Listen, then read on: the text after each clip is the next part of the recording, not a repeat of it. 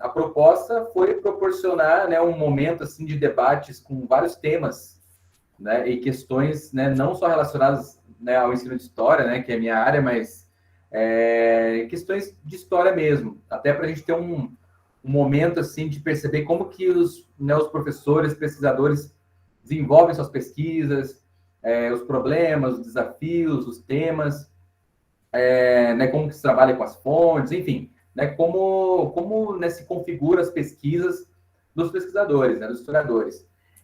Tem muitos colegas que, né, vão estar em vias de fazer projeto de TCC, outros vão, né, já estão escrevendo o TCC, então é bem interessante ter essa experiência de como que, né, se lida com as fontes, escreve, né, esse processo. E aí eu optei por fazer essa reunião pelo Google Meet, justamente porque depois, né, se alguém tiver alguma dúvida, pode perguntar diretamente para o professor, né, pode questionar diretamente, né, pelo YouTube, né, isso fica mais difícil, né, por questões, né, aqui a gente pode, né, quem sabe até, né, fazer um diálogo, alguma coisa assim nesse sentido. Então, né, hoje,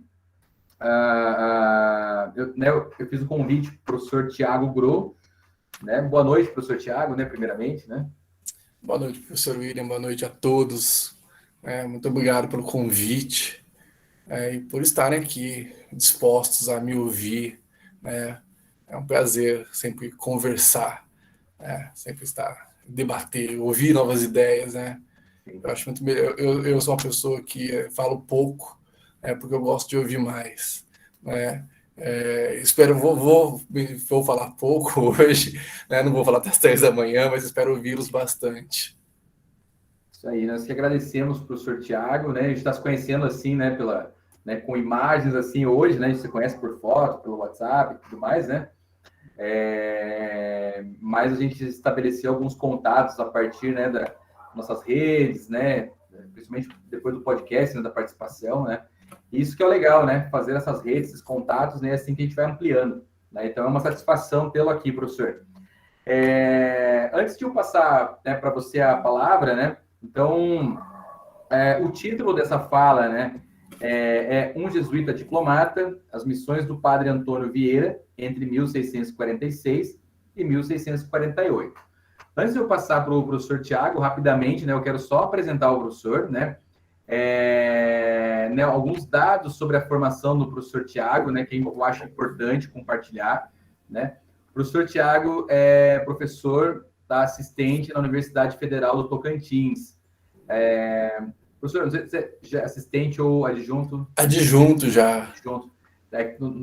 Fiquei na dúvida, no teu currículo aparece os dois aqui. Então, adjunto, né, da Federal do Tocantins, é professor doutor, né, da universidade.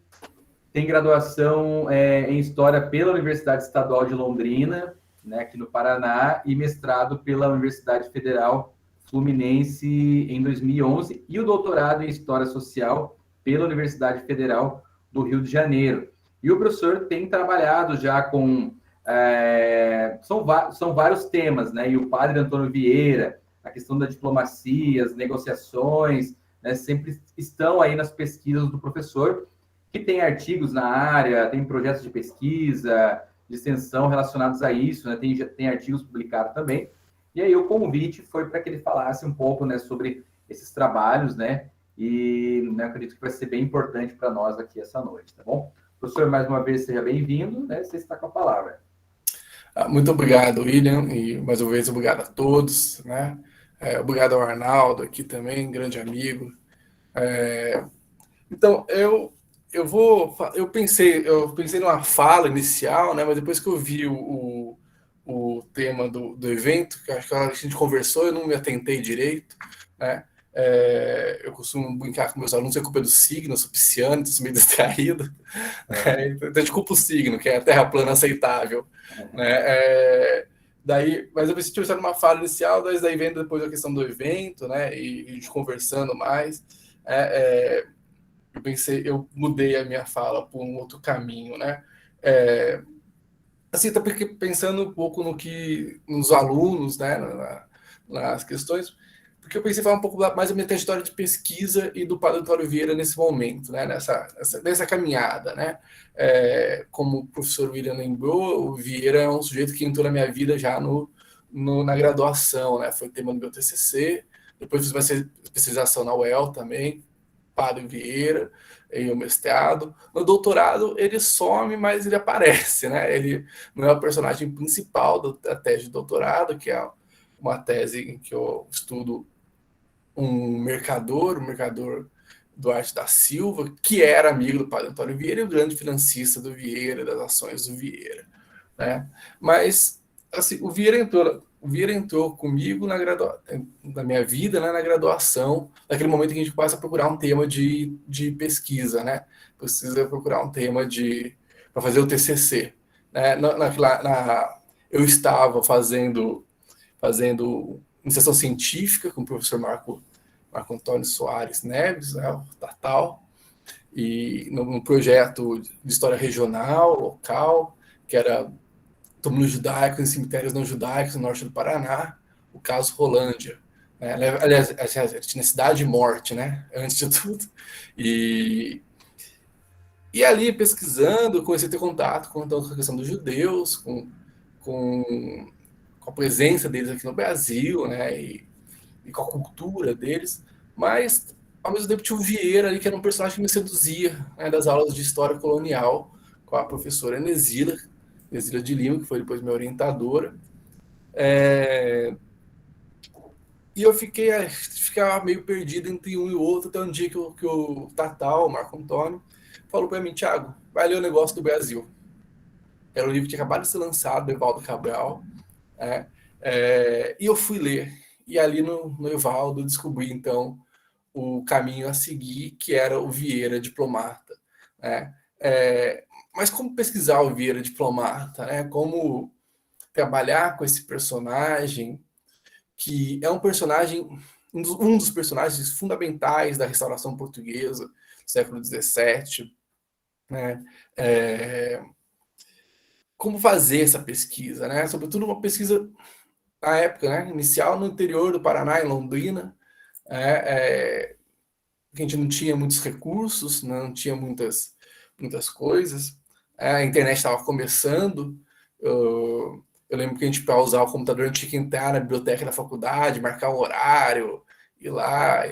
Google era uma coisa completamente estranha. Acho que a gente usava um outro programa de pesquisa, acho que não tinha o Google ainda, ou não era tão popular, né? Mas, então ali começou o trabalho de buscar livros, garimpar livros. Eu lembro que eu comprei a biografia do Vieira, numa livraria portuguesa que mandava para o Brasil. Eu comprei achando que não ia receber aquele livro. Eu recebi o livro, fiquei tão feliz depois de um mês, né?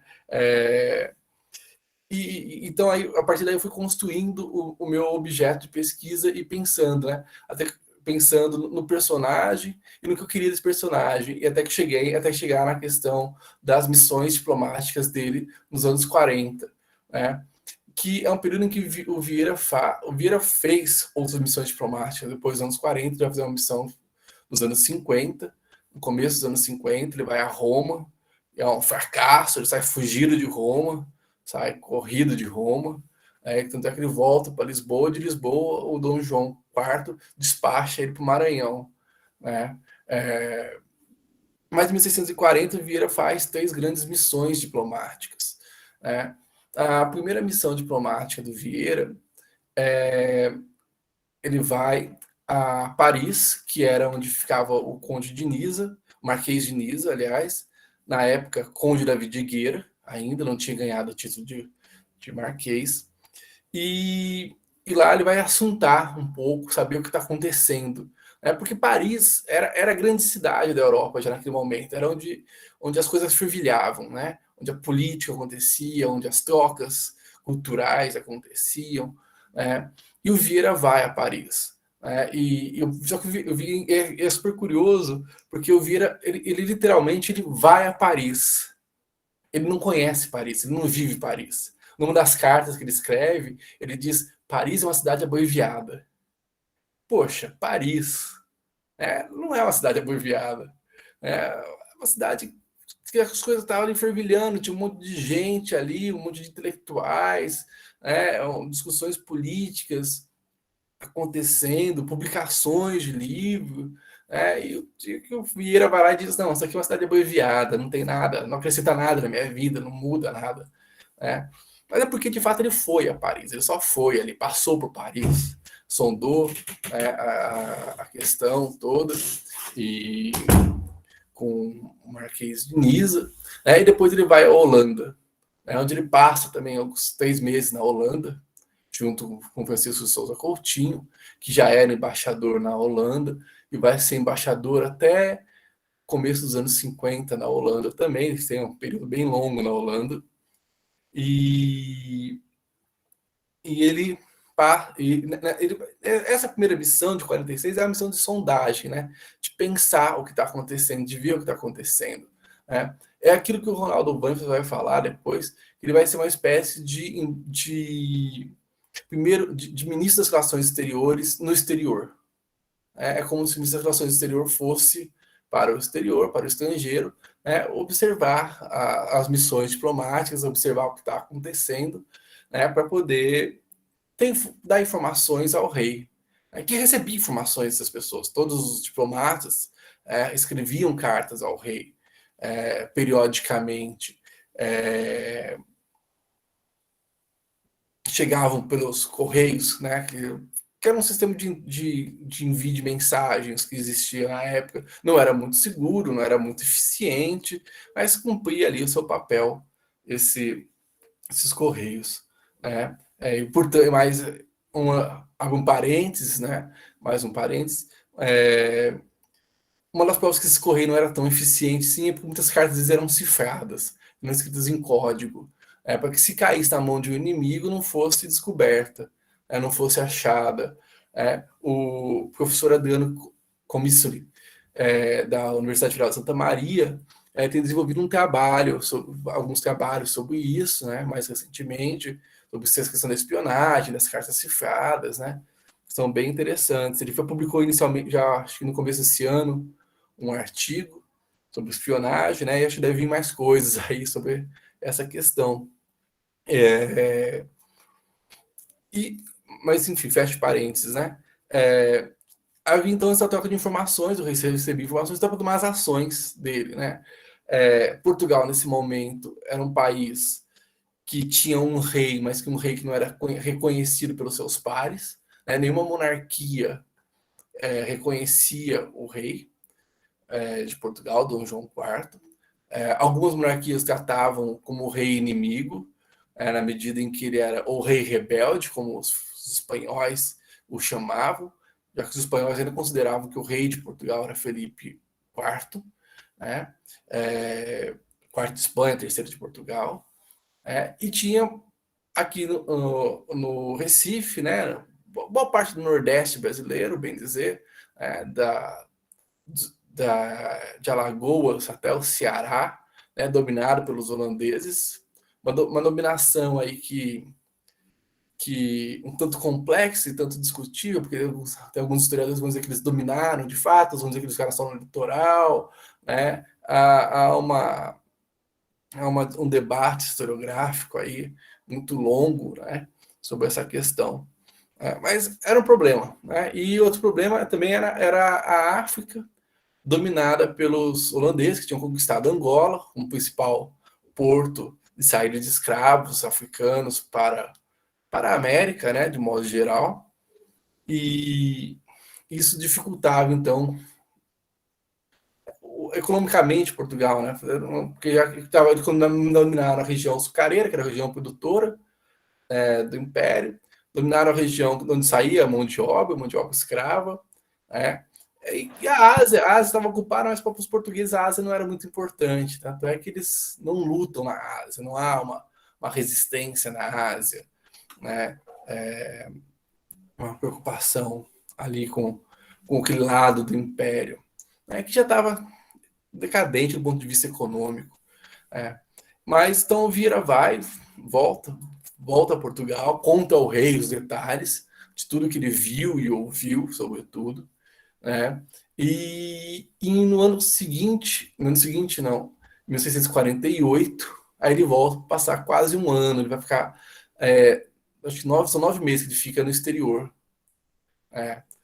Uma curiosidade, o Vieira sempre teve problema com barco, então todas essas viagens, via de regra, não feitas de navio, né? Era para ir de Lisboa, ia até ali Rouen, ou Rouen, como queiram, na França, dali ele ia a Paris, depois pegava um outro barco e ia para a Holanda. E o Vieira, todas as viagens dele de navio foram trágicas. Tinha algum perrengue nas viagens, ele odiava viajar de navio. Quando ele chegou em Portugal em 1640, o navio afundou, quase chegando no Porto de Lisboa, ele quase morre. Na primeira viagem também, o navio tem um problema também, que acho que vai parar num lugar que não era para ter parado. As viagens dele não eram as viagens tão bacanas assim. Eu diria que se pudesse aconselhar, se alguém voltasse no tempo, não pegasse navio com Vieira, porque ia ter emoções, né? Mas voltando, então ele sai nessa segunda vez, né? Novamente a Paris e a Holanda. E a Paris, quando ele vai a Paris, dessa vez, ele tem uma conversa com o cardeal Mazarino, que era o primeiro-ministro da França, né? Na primeira vez ele foi com um cardeal famoso, o cardeal Richelieu, né? Mas que faleceu nesse de tempo.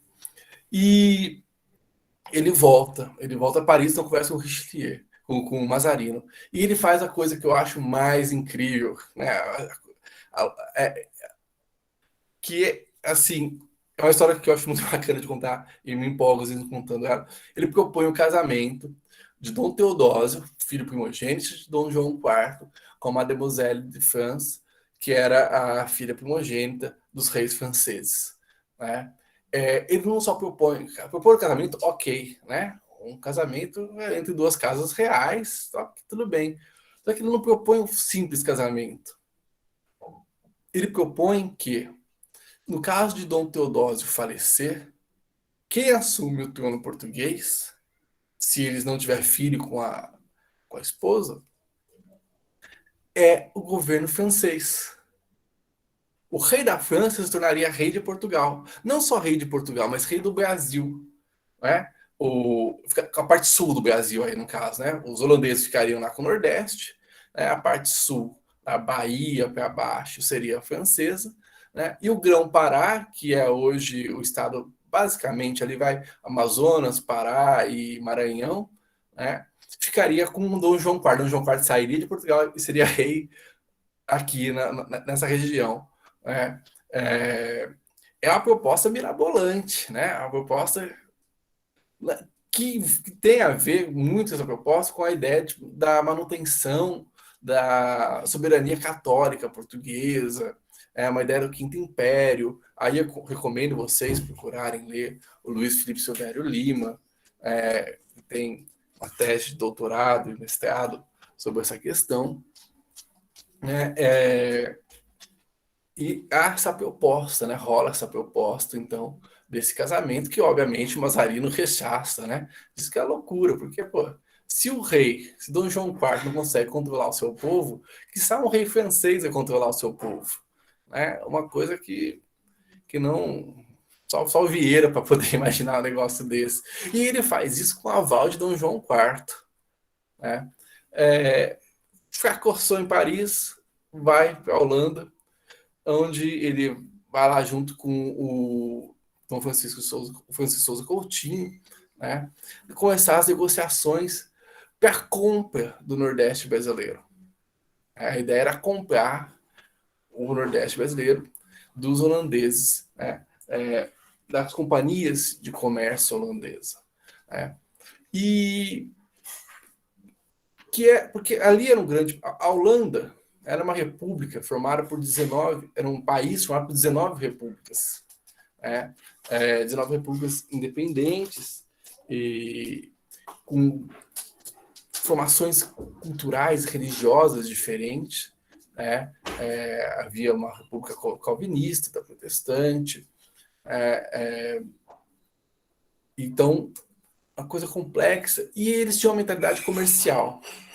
o que o Vieira e o Francisco Souza Coutinho nunca perceberam.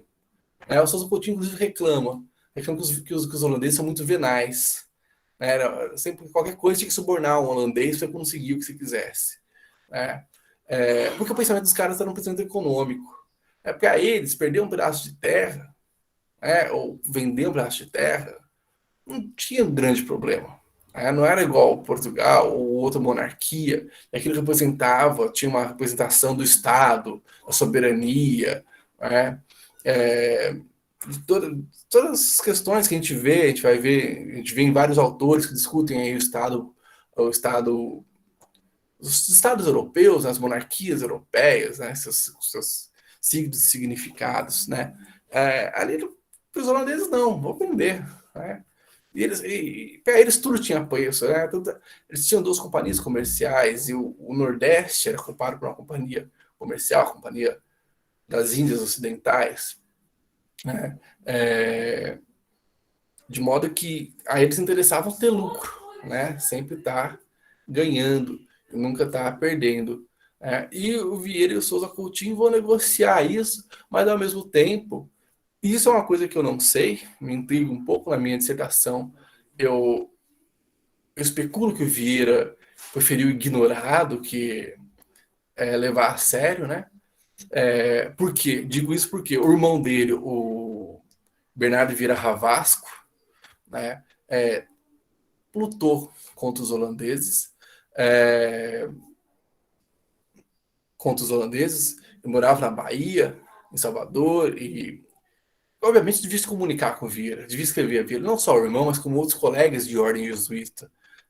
A ordem jesuíta, que era conhecida, ficou conhecida como a ordem de papel, dadas as trocas de carta que os membros da ordem faziam entre si. E o Vieira ignorou todo o processo de luta que surge no Brasil para a recuperação do Nordeste.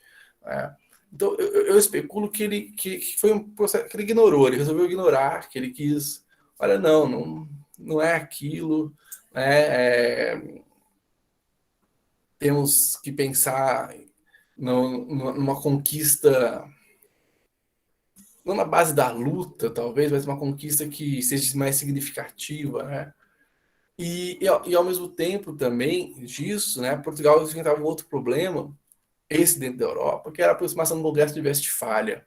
Um congresso que reuniria vários países da Europa para organizar suas forças, reorganizar as forças europeias ali, na medida em que a monarquia espanhola, a casa dos Bourbons, a casa de Áustria, a grande casa monárquica europeia, estava entrando num processo de decadência, ou de declínio, como queiram.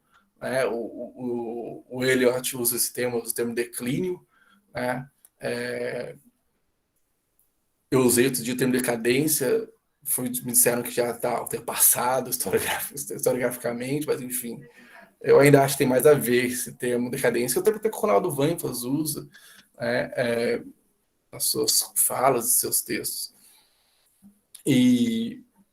Mas, enfim, havia esse declínio dessa casa, havia o declínio desse poder e havia ascensão de outras casas. A Inglaterra estava em ascensão, a França estava em ascensão, a própria Holanda. Era preciso reequilibrar as forças dentro dessa Europa. E Portugal precisava participar desse congresso. E Portugal, como não era uma monarquia reconhecida, então não conseguiria ter voz ativa nem voz passiva, não conseguiria estar presente no congresso. E ao mesmo tempo que Vieira está ali negociando para comprar o Nordeste, dos holandeses, ele também está negociando com os holandeses que eles levem os agentes portugueses, os diplomatas portugueses ao Congresso, e que pelo menos os diplomatas tenham voz passiva no Congresso, ou seja, possam ouvir, e obviamente os diplomatas holandeses falem por eles.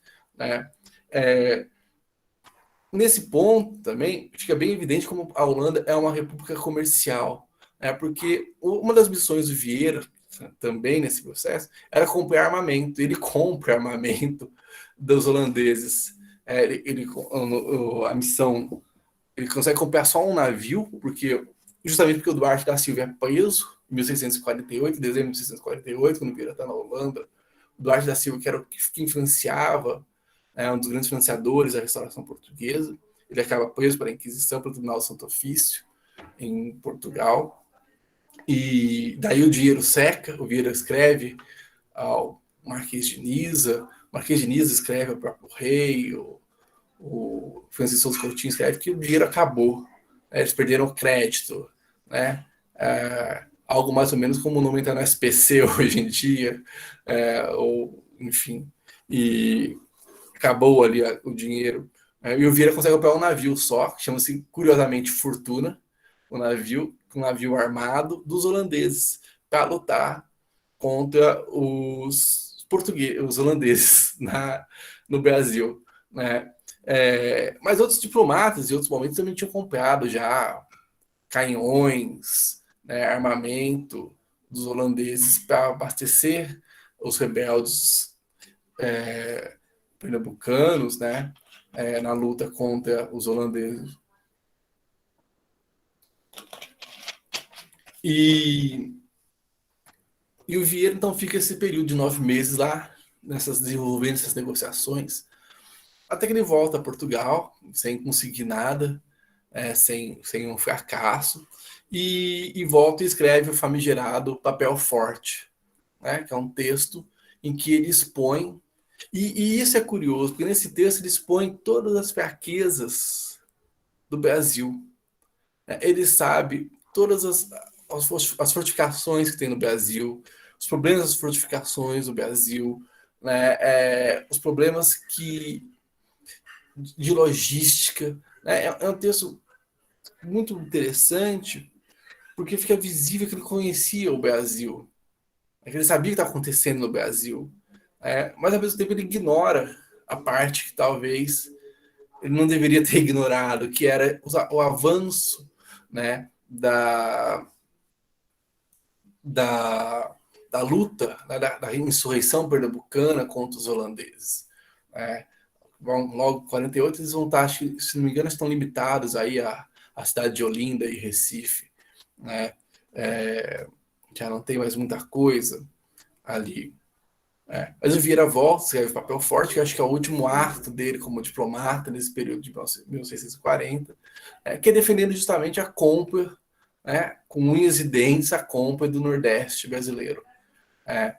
O que, de fato, no fundo, é assim que é razoavelmente por esses termos que vai se resolver esse processo lá na década de 50, 1656, se eu não me engano, acho que 1656, ou eu acredito, ou começo da década de 60, mas que se resolve esse imbróglio com os holandeses, né, que já tinham sido expulsos já do Brasil, já tinham aí uma parte indo para Nova York, uma parte voltada para Amsterdã, para a Holanda, né, mas, enfim, essa a missão diplomática do Vieira, né, esse papel, essa função de diplomata que ele vai exercer.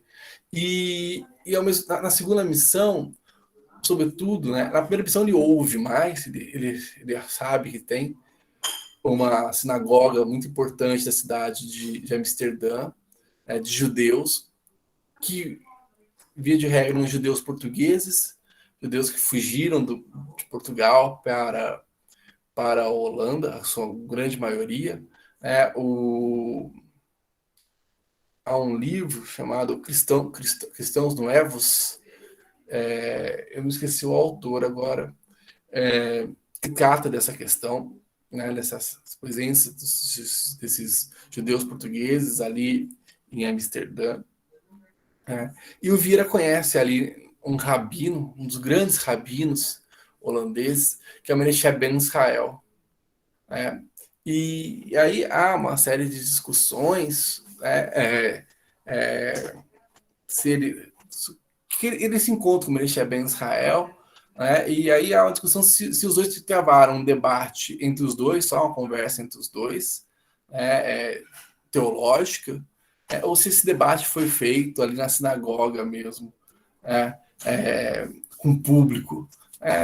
Uma certa divergência. Havia um outro rabino também, muito, muito inteligente, muito importante ali, mas que se recusou a participar desse evento, de discutir, de encontrar o próprio Vieira, né? Mas, de fato, é ali que o Vieira vai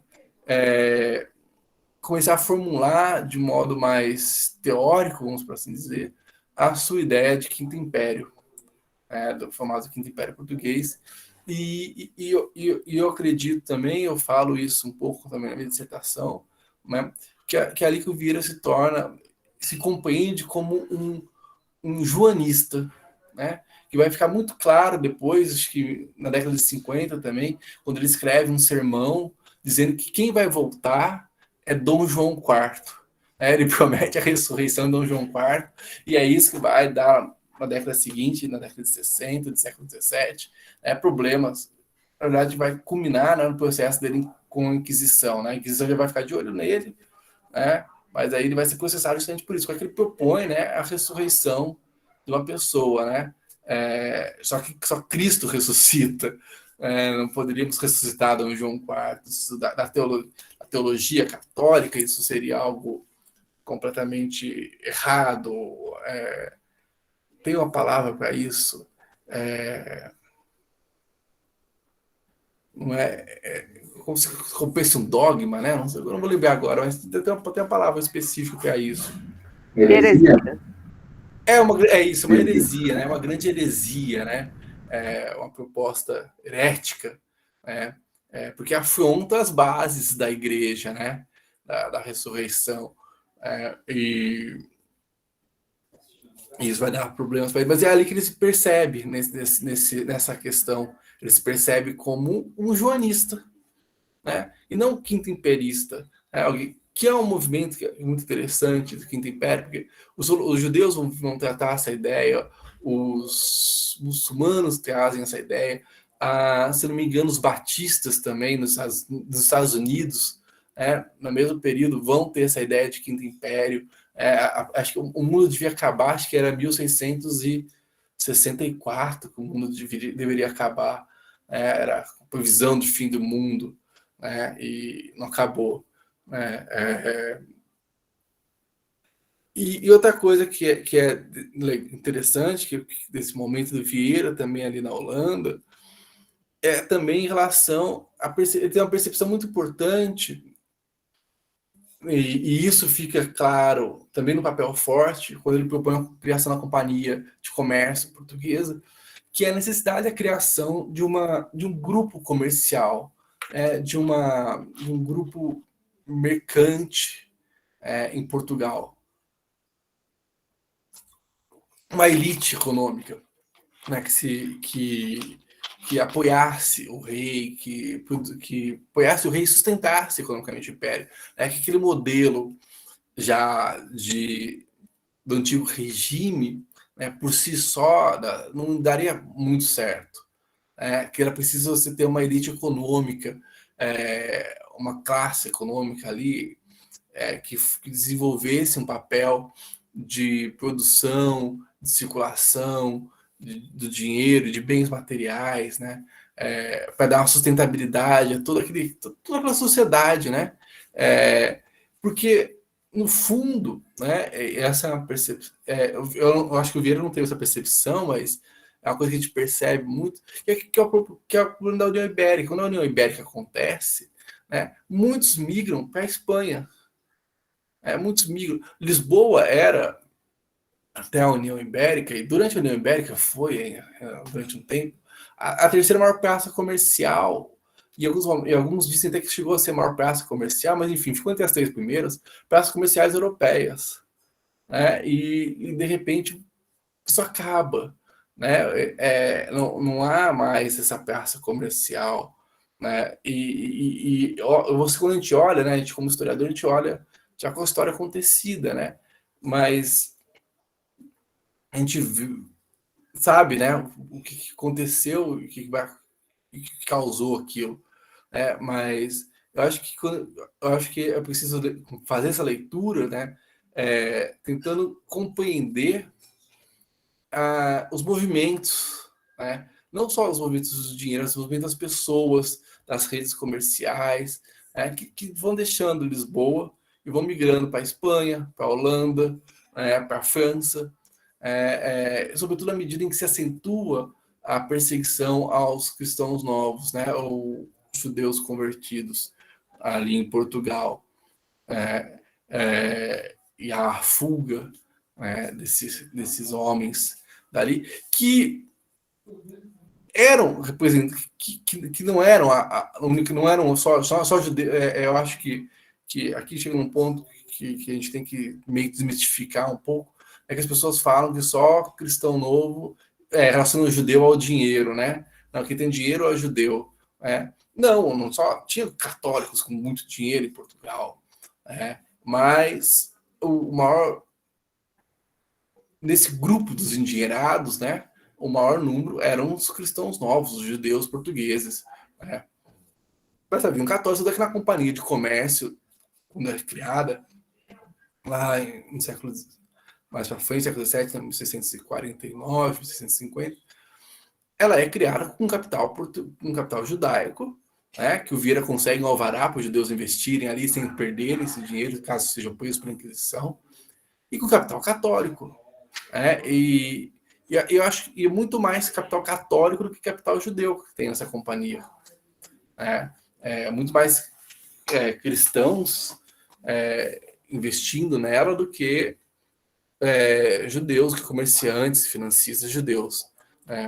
Então, essa basicamente foi a minha pesquisa, no mestrado.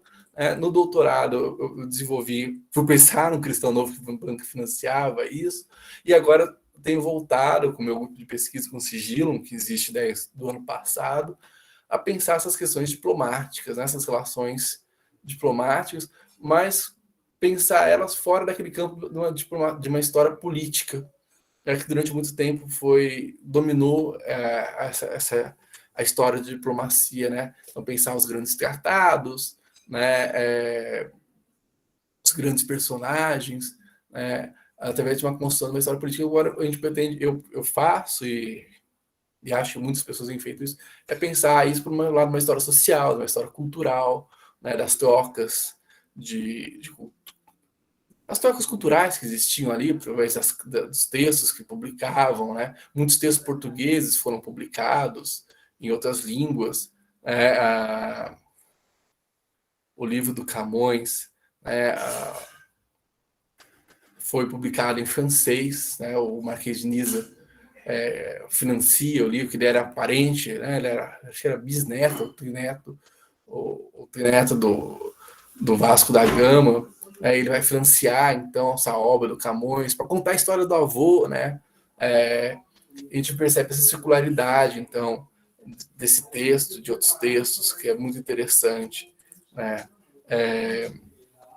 Isso basicamente a minha pesquisa, né? E a minha trajetória de pesquisa foi em cima de pensar essas questões, né?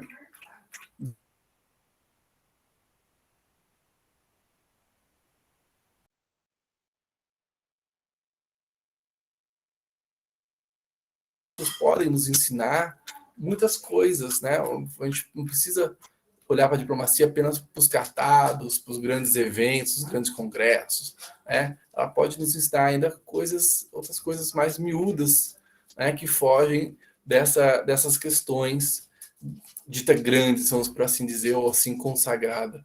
Eu acho que eu já falei demais, mais do que eu pensava, inclusive.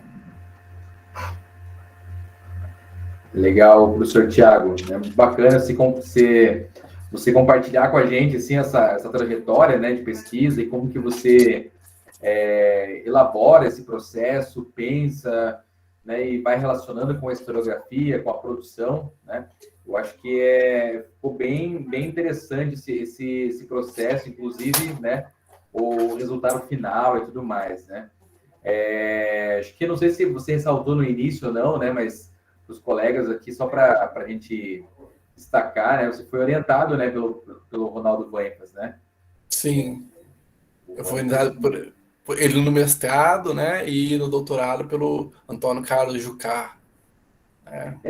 Então, são aí professores, são referências, né, na área de história do Brasil, né? Com certeza que todos nós, em algum momento, a gente já leu algum texto, né, algum livro, alguma reflexão, né, do Ronaldo Voenfas, né?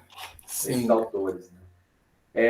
Pessoal, agora eu vou deixar em aberto, tá? Se alguém tiver alguma questão, né, para pensar, para falar para o professor Tiago, pode fazer, pode levantar a mãozinha ou escrever no chat, tá? Como vocês preferirem.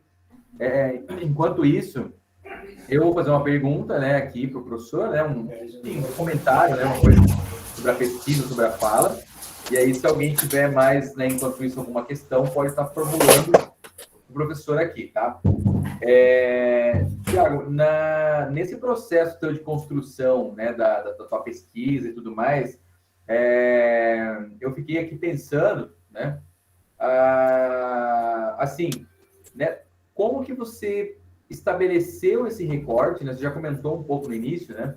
Mas como é que você chega nesse recorte e como que foi trabalhar com as fontes, né, para pesquisa especificamente, né?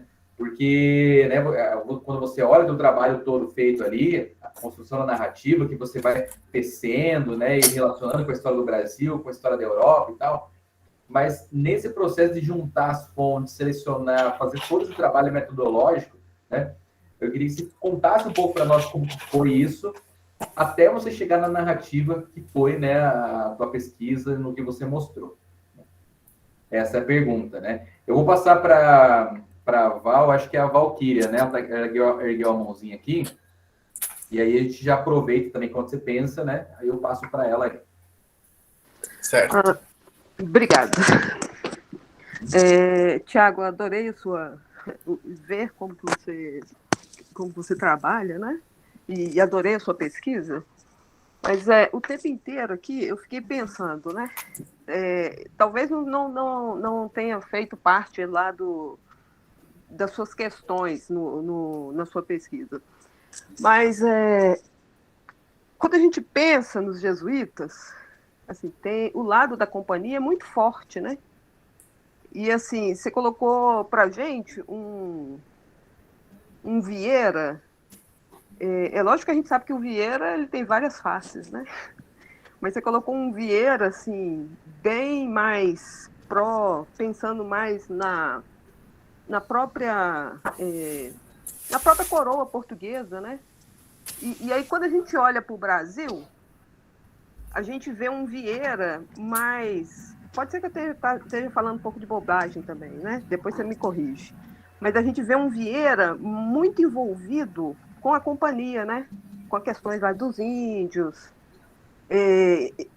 Até mesmo essa questão ali da Genebra, né? Que ele chamava os índios ali de a Genebra brasileira. Esqueci o termo.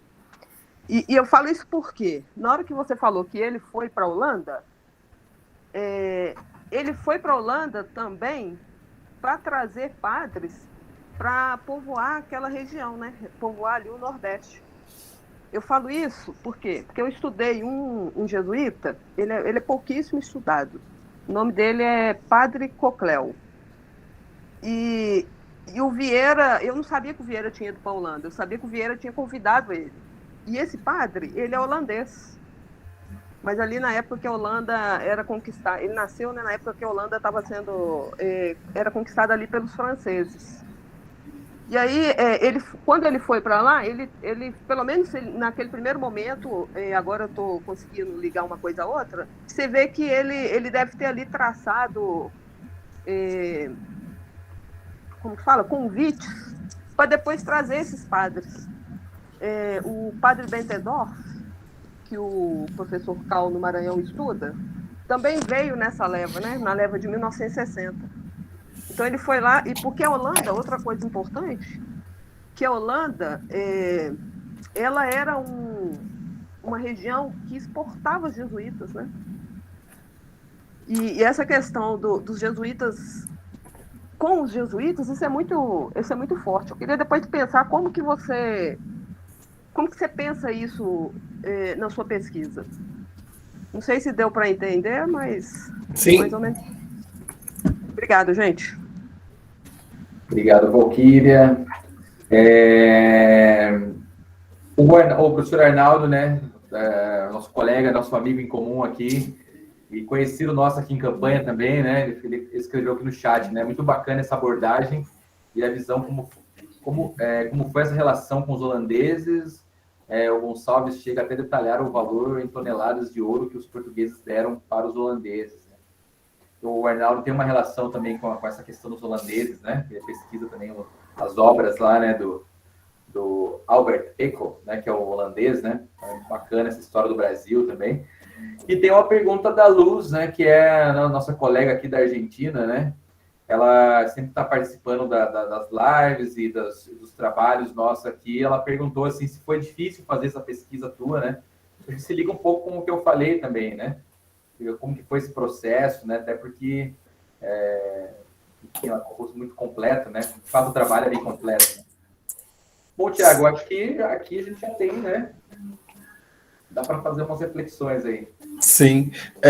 Eu acho. Bem, vou começar por você e acho que já respondo você e a Luz, né? Como é que eu cheguei, né? Você pergunta como é que eu cheguei ao período, da limitação do tema, né? Eu acho que esse do tema, não, do período, né, histórico. Eu acho que esse é o grande problema, né, que a gente enfrenta pensando lá na graduação, né? Depois do mestrado, né?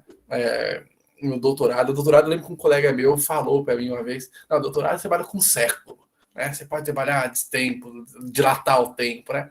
Falei, putz, mas acho que um século, um doutorado, não sei se eu dou conta dessas coisas todas, né? Até que fiquei um período reduzido ali, tinha uns 30, 40 anos, né?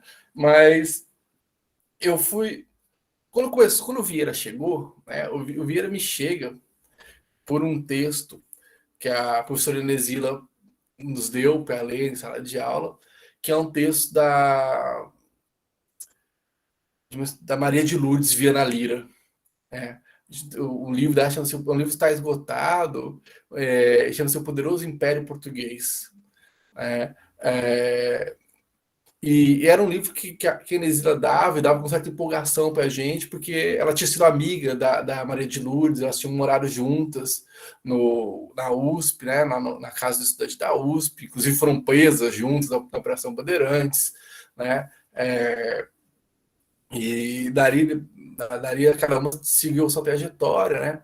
A professora Maria de Luz foi para o exílio, formou na França. A professora Inesila terminou o doutorado dela na USP, né? Enfim, mas ela dava esse texto com empolgação, e esse texto trazia duas figuras que eu gostava muito. Porque é um texto que ela trazia um poema do Fernando Pessoa, o grande poema do Pessoa, que conta a história de Portugal, né? E ali ele fala do Vieira, ele fala que o Vieira é o imperador da língua portuguesa. E eu gostava de Pessoa, gosto de Pessoa, né? Mas eu falei, puxa, mas eu não quero, Fernando Pessoa, não quero estudar ele, pô, eu gosto do cara. Se eu começar a estudar, eu vou começar a odiar o cara, né? Não vamos estragar o time está ganhando, né? Mas o Vieira me chamou a atenção, aquele papel, aquele homem ali que chamado de no século XIX, né, imperador da língua portuguesa, né? Então, e me chamou a atenção e eu comecei a estudar o Vieira, aí atrás do Vieira, né? Até que o Tatal, então, o Marco Antônio, me falou, né? Vai ler o Evaldo, vai conhecer o Evaldo. E a partir dali, então, eu fui não só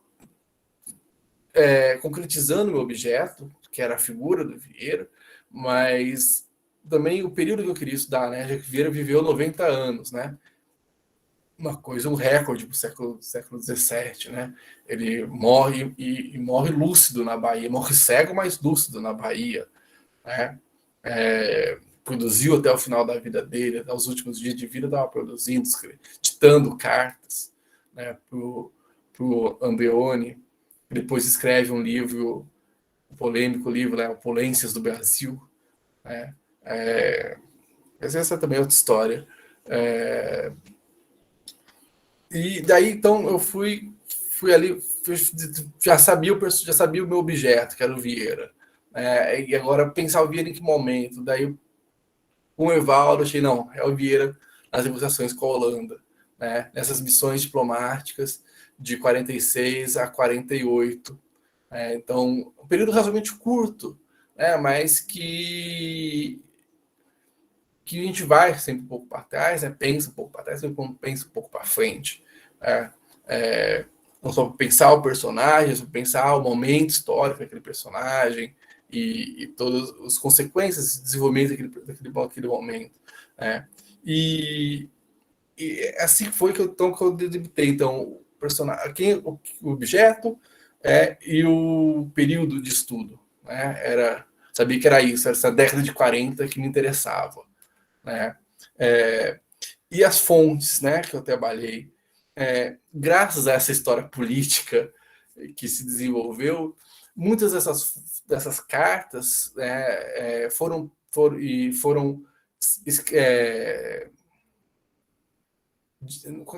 me fugiu o termo agora, foram escritas, né, foram publicadas. Transcritas, publicadas, obrigado, Val. Foram transcritas, publicadas em livros, né? E o Vieira, por ser o personagem que teve todas as suas cartas no começo do século XX, pelo João Lúcio de Azevedo, publicadas em 3 grandes volumes, onde ele separa essas cartas de forma cronológica, né? E é a edição que eu uso de referência, assim como as cartas do Francisco Souza Coutinho, que foram publicadas pelo Edgar Postage, né? E as cartas do rei, né? As cartas de Dom João IV, que estão publicadas em 3 volumes. Um volume é cartas de ao rei a diversas autoridades do reino, né? E outro volume são cartas de ao rei ao Marquês de Niza, que tem algumas cartas do Marquês de Niza nessa coletânea, que essas daí são feitas pelo Laranjo Coelho, né? Eu acho que no século XX já, no século XX. Então foram as minhas fontes, as minhas bases de referência para pesquisa, e o que me ajudou bastante a pensar todo esse processo, né? Para além disso, também as publicações da época, algumas publicações já transcritas, já publicadas, outras não, algumas coisas acessíveis na Torre do Tombo, que são graças aos avanços tecnológicos. Aí hoje a gente pode acessar a Torre do Tombo e muitas coisas pela internet, e daí fazer a transcrição, fazer a leitura. Então lá é possível você encontrar alguns panfletos publicados pelo Francisco Souza Coutinho na Holanda, e para entender um pouco desses movimentos diplomáticos, né? E esse foi o processo, né, da pesquisa também, de desenvolver, então de analisar as fontes, de conhecer as fontes, né? Muitas delas hoje também disponíveis no Real Gabinete de Leitura Portuguesa no Rio de Janeiro, que me ajudou bastante durante o mestrado. Porque justamente, né, essa questão da história política, né, a gente pode ter várias críticas a essa história política, mas não sei se o termo cabe direito, mas enfim, dos anos 70, na primeira metade do século XX até os anos 70, que é uma história mais travada, ou ligada a um positivismo, né? Eles publicaram muito, produziram muito, né? Se preocuparam e deixaram uma vasta documentação, né? Então você tem diversos autores portugueses que deixaram para a gente fontes, né, documentos transcritos, publicados sobre isso, porque, sobretudo sobre relação a esse período do século XVII, né, até mais ou menos, até o final do século XVII, nas últimas 2 décadas, é que a diplomacia portuguesa tem uma organização formal, né, tem uma chancelaria, um lugar para guardar os documentos, para produzir os documentos. Até então era uma coisa razoavelmente meio formal, beirava um pouco a informalidade, né? O que dificulta, às vezes, o acesso às fontes, né? Porque você não sabe o fundo documental que está isso ou está aquilo, né? E alguns trabalhos nesse ponto são importantes, como o trabalho da Virginia Hall, né? Sobre os arquivos da Casa de Candaval, que era uma das importantes casas de nobreza portuguesa, e ali até a série de referências né, sobre esses textos, sobre esses documentos que nos ajudam. Né? Então, basicamente foi isso o corpus documental que eu usei, mas muito centrado no Vieira, no que o Vieira trazia nas suas cartas, né, nos seus sermões, né, no que ele falava ali, para pensar esse momento, pensar essa trajetória diplomática dele, né? Acho que não sei se eu, acho que eu respondo assim você e a Luz. Sim, O processo de pesquisa assim foi bem difícil, né? E interessante porque é um processo que começa lá no 2004 não, 2003, né? Mais ou menos, no final da graduação, e vem até hoje e passa por diversos momentos. Hoje é muito mais fácil, né? A gente conseguir alguns documentos, você consegue digitalizar, você consegue acessar, né? A própria conversa com as pessoas, né? A gente conversa pelo WhatsApp, a gente conversa pelo Meet aqui nesses encontros, coisas que eram mais complexas no momento inicial da pesquisa, né? E hoje são mais, facilitam muito a nossa vida, eu acho, né? E acho que também muda um pouco a forma de a gente escrever a história, né? O modo que a gente escreve, a gente produz. Acho que nesse ponto, acho que eu respondo vocês dois. Né? Quanto a Val, eu não sei, vou ser sincero, dessa questão do Vieira com os padres holandeses. Desconheço essa questão. Né? Nunca esbarrei nisso em nenhum texto, mas talvez porque não tenha ido procurar ou coisa do tipo. Mas o Vieira, né, enquanto companhia, né, o Vieira era um padre jesuíta, ele sempre foi um jesuíta, né? Eu, eu acho que isso é uma coisa que as pessoas às vezes esquecem, né? O Vieira, ele era um jesuíta. Antes de mais nada, ele era um jesuíta. Um padre jesuíta. Ele não deixa de ser. Nenhum momento, nem quando ele está lá como diplomata na Holanda, ou em Roma, ou em Portugal, ou no meio dos índios do Brasil. Ele foi um padre jesuíta, ele foi e convicto da sua ligação com a companhia, né, da sua fé, né. Tanto é que quando ele é ameaçado, a companhia começa a tramar para expulsá-lo. Ele fala que se a companhia expulsar, ele ficará ali deitado na porta da companhia até que deixem entrar, para que ele seja um mísero servo da companhia, né? A companhia abandona ele de fato em alguns momentos, né? Mas ele nunca abandonou a companhia, ele nunca abandonou o seu lado jesuíta, né? Essa, essa veia jesuíta dele, né? Ele é, antes de mais nada, né, um jesuíta. Eu acho que isso às vezes se perde, né? A gente fala de Vieira e esquece que ele é um padre jesuíta. Ele é um soldado do Senhor, né? Que está a serviço do rei, está a serviço dos interesses das elites locais, muitas vezes, mas ele ainda está ali sendo jesuíta. Não sei se respondi também. Respondeu certinho. Legal. Pessoal, a gente tem mais um tempinho ainda. Não sei se alguém quer fazer mais algum comentário. Opa, Cíntia levantou a mão aqui. Cíntia, pode falar. É que, no caso, eu percebi que o recorte do tempo adotado por ele foi um recorte do tempo e também que chamou a atenção do Vieira como essa pessoa que vai fazer uma ponte, ele vai ser um interlocutor entre o rei e os vários países.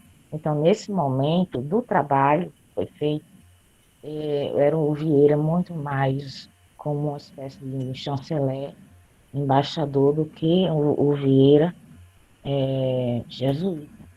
Então, ele nunca deixou, depois deve ter retomado com muito mais força, mas quando a gente vai pensar num trabalho, a gente vai ter que delimitar o tempo e vai ter que também focar no objetivo que a gente tem ali naquele trabalho, se foi, no caso dele, buscar esse lado do Vieira, e explicar e mostrar esse lado do Vieira.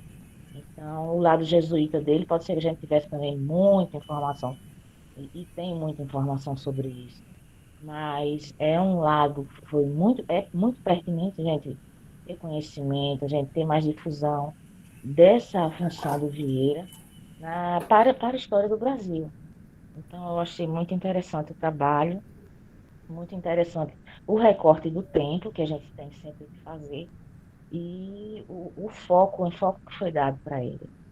Eu achei bem interessante isso. E eu me lembrei que na época da minha graduação, como eu sou aqui de Recife, tenho muitos colegas meus que faziam não transcrever, eles transcreviam muitas cartas, tanto de portugueses como com a comunicação que existia entre Brasil e Portugal, para pessoas que eram historiadoras também, mas que não tinham acesso ou não estavam conseguindo transcrever aquela carta, porque é realmente muito difícil.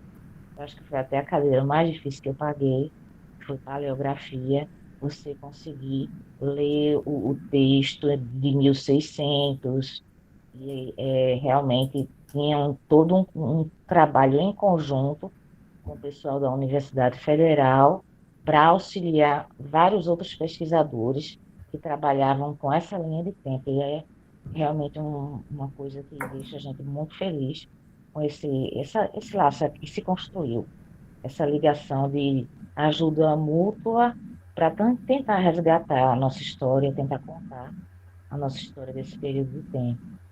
Então, me trouxe também essa lembrança do trabalho dele. Também me trouxe a lembrança dos trabalhos que eram feitos aqui para transcrição das cartas. Eram bem difíceis. Eu aprendi um pouquinho, mas também eram muito, muito bom, muito interessante. Era só isso. Obrigado, foi muito rico. Obrigado. Deixa eu ver. Esse barulhinho, acho que era no da Cíntia mesmo. Obrigado, Cíntia, tá, pelos comentários, né? Cíntia é colega nossa, professora lá de Pernambuco, né? Sempre participa conosco aqui. Enfim, Thiago, não sei se você quer comentar o comentário dela. Eu agradeço, né? A Cintia lembrou aí da professora Virgínia, né? Virgínia, que faleceu recentemente também devido a essa Covid, né? Levou tantos de nós, né? E que fez um trabalho maravilhoso em Pernambuco ali de transcrições, de ensinar a paleografia, né? E que ajuda muito a gente, né? Eu fui privilegiado por um dos alunos dela, a Janaíra Guimarães, que transcreveu o processo do que eu pesquisei no doutorado, né? A Janaíra me franqueou todo o processo, né? Enfim, é um trabalho muito bom e que, infelizmente, as universidades hoje vêm perdendo esses estudos da palegrafia, né? De leitura de documentos, né? Mas, enfim. Até você lembrou uma coisa, né, Tiago? Assim, que a gente ouviu um professor comentando que na universidade hoje, né, assim, no geral, assim, né, a gente aprende muito e trabalha muito mais historiografia do que produz, né, assim, né, história, né? A gente, né, produz no nosso artigo final de conclusão de curso, né, você orienta com os alunos, daí salva nos projetos de pesquisa, né? Mas em sala de aula mesmo, né, geralmente a gente trabalha historiografias, né? Tenho professores aqui da Unicentro, alguns conhecidos, que levavam fontes para a sala, né, nas disciplinas, para fazer análise, sabe? Para a gente manusear isso, mas não eram todas, né? De fato, o contato com o arquivo, com fontes mesmo, assim, se dava mais para o final do curso, mesmo quando você tinha que formular o projeto, né? Eu acho que de fato, acho que é isso mesmo que acontece, né? Sim. Tipo de textos, né? Eu acho que eu acho que assim é uma uma geração que veio aí, né? Que a gente, por mais antigo, trabalhava. Lembro na UEL a gente trabalhava, a Enesira trazia documentos, os professores traziam documentos para a gente estudar, né? E acho que depois da geração seguinte ficou muito mais historiográfica, do que documental. A gente precisa fazer essa volta, né? Fazer o meio de campo entre os dois, né? Que acho que isso tem um reflexo importante, né? E aproveitando aqui, né, um pouco, você disse que a sua pesquisa ensina de história, né? Mas na Unicamp, acho que uns 2 anos atrás, caiu uma pergunta sobre diplomacia no vestibular da Unicamp de História. Então, acho que também é um caminho, acho que é um campo para explorar nesse sentido, né? Essas questões do ensino. Que a gente pode ensinar, a gente precisa ficar ensinando somente os grandes eventos, não pensar a diplomacia para os meandros também dela.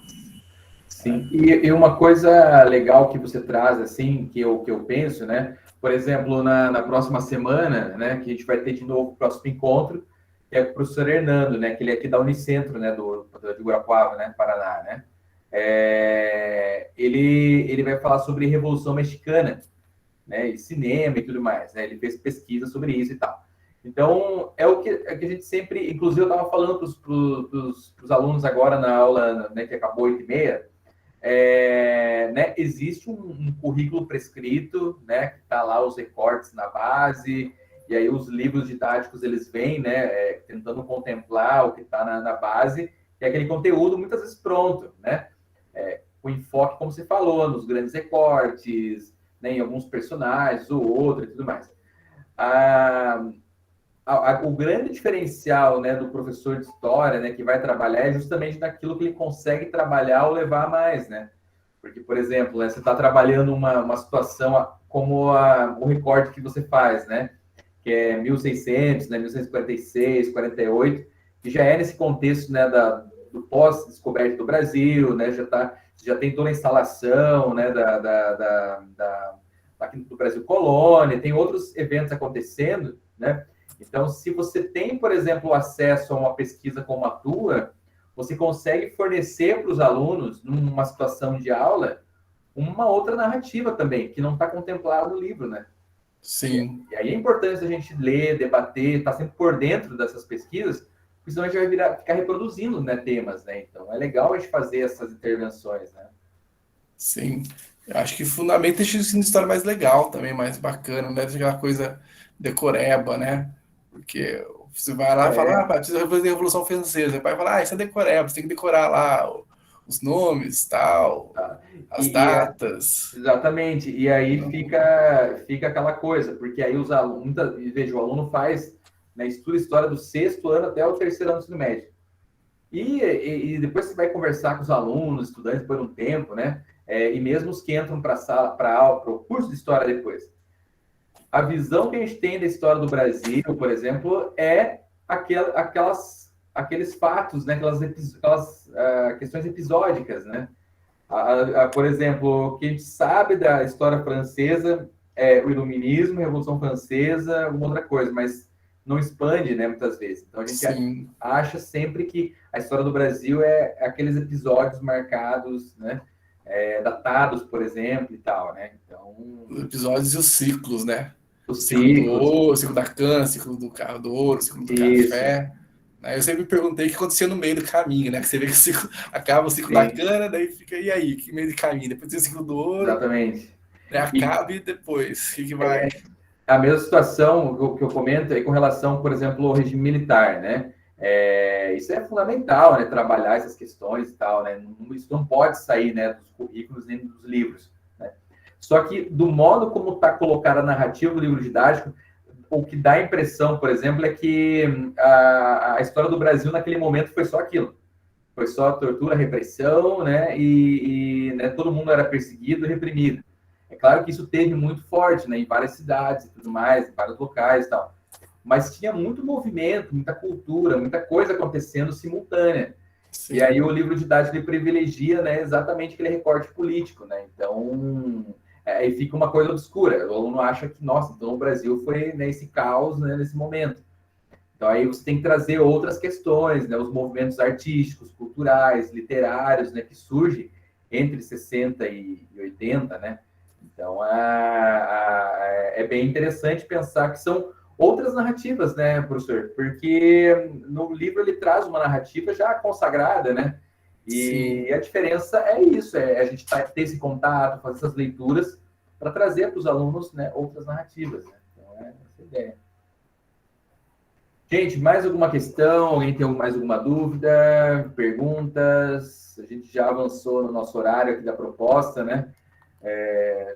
E é legal, né? O pessoal aqui do interessado na pesquisa, né? Em ouvir, né? Uma professora ter essa oportunidade, né? Acho que é bacana.